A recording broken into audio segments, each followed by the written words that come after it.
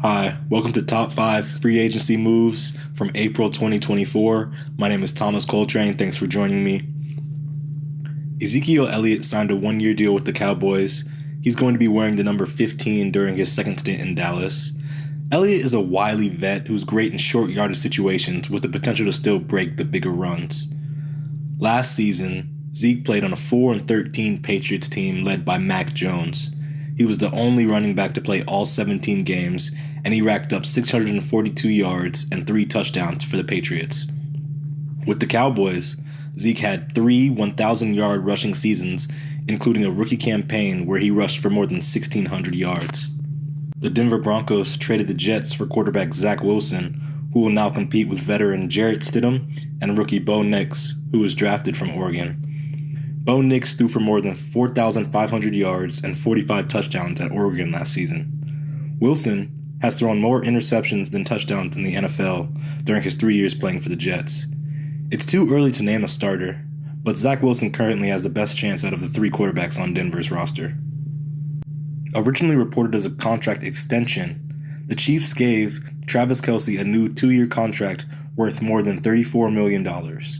Last season, Kelce failed to break 1,000 yards for the first time in 7 years. He missed 2 games and had 984 yards receiving and 5 touchdowns.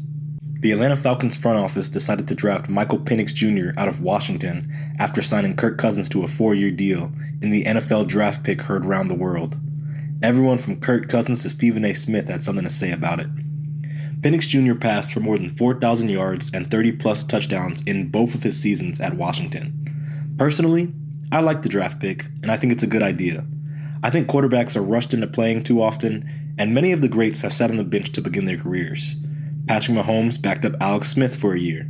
Aaron Rodgers backed up Brett Favre, and Jordan Love backed up Aaron Rodgers all before starting.